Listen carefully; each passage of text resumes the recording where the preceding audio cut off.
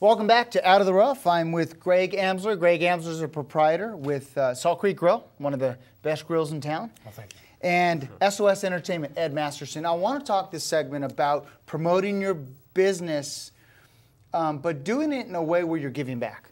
Doing it in a very subtle way because you're involved in boards, because it's good for the community. You're involved because you want to give back. And you're able at the same time to get business because people see you're giving back. Tell me about your involvement, and I'd like to get yours also, Ed, on boards of directors. Tell me about your experience with the Michael Hoffman Foundation. Well, I've been involved, I've been on the foundation board, I think, for about 6 or 7 years now, the advisory board. And it's one of the best known, and for me, it's one of the best not-for-profit or charities that we have in the Valley. When you're talking about pediatric cancer, that pulls at a lot of heartstrings, and it actually makes it easier to go out and help them raise some money. And we do a lot of things.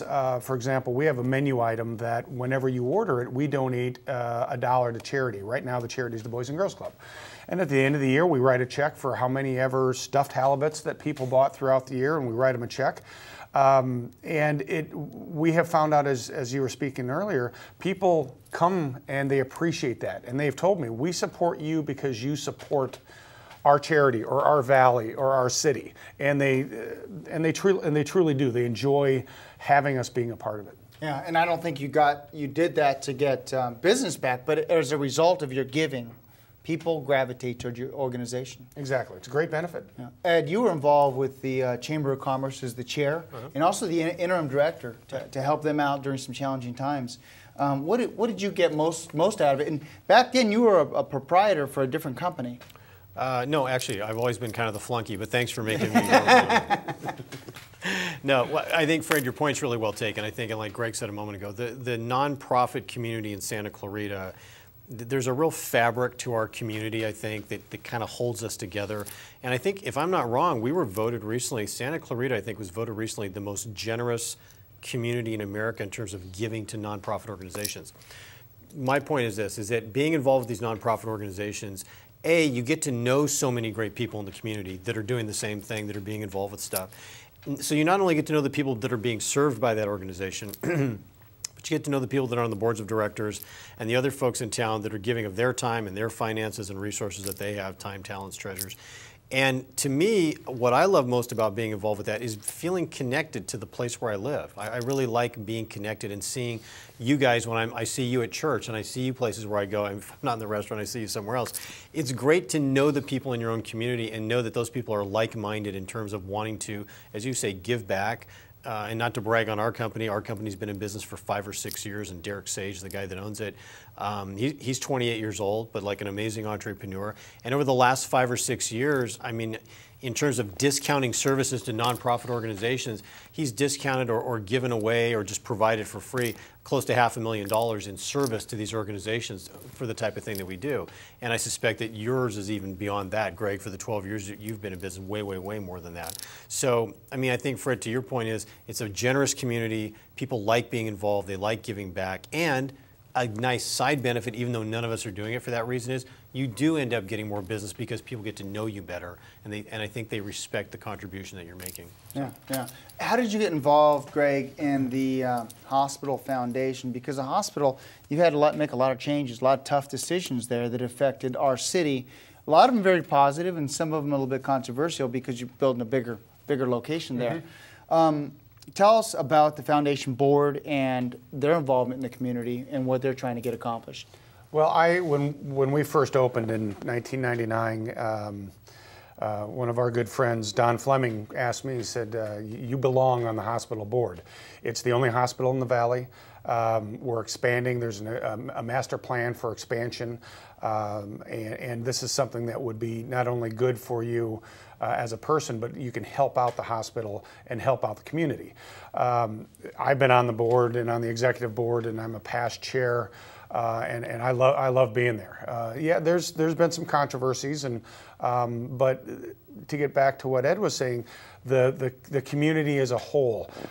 You can debate and you can argue and you can disagree, but then it comes back together and it all comes back and everybody's supporting everybody once the decisions are made. The hospital is our one hospital. It's a fantastic hospital.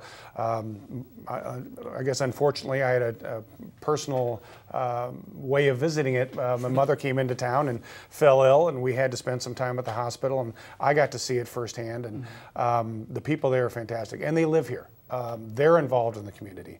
It's another kind of benefit that we have is there's multiple interfaces between the different communities. Some of the people that are on the hospital are on the Boys and Girls Club and vice versa.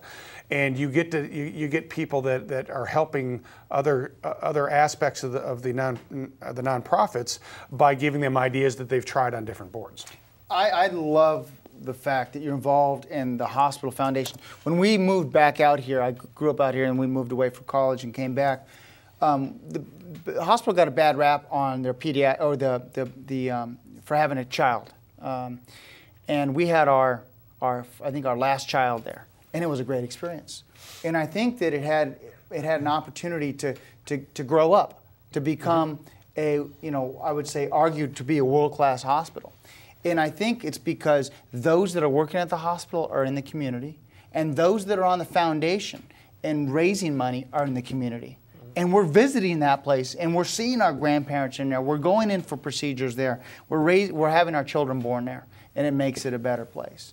And I think that's what our community is all about. Just real briefly, Boys and Girls, I know that you both have been involved with the Boys and Girls Club.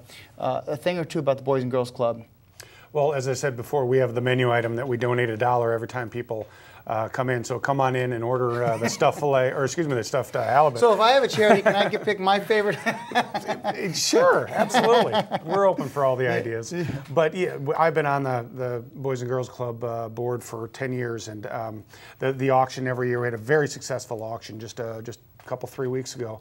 And that's going through tough times. All the charities, all the donations are down. They're coming back. People are getting back to the ways that they were before. And please give whatever you can, whether it's $1 or it's $1,000. Yeah, and I know you've been involved with. Yeah, our company's been involved with the auction for the last several years, and again doing what we talked about earlier, cutting expenses, trying to keep that cost down and still give them that wow factor that lets them get the pizzazz they're looking for at a price that works for them. Yeah, and if you're an entrepreneur out there and you're involved, quietly have lunch with somebody and say, here's what I do for a living.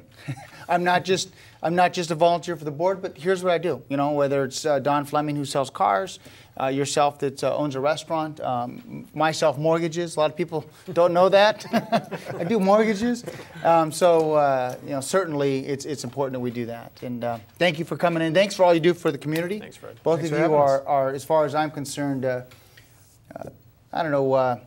statesmen, I would say, of the Santa Clarita Valley. So thank you very much for coming in.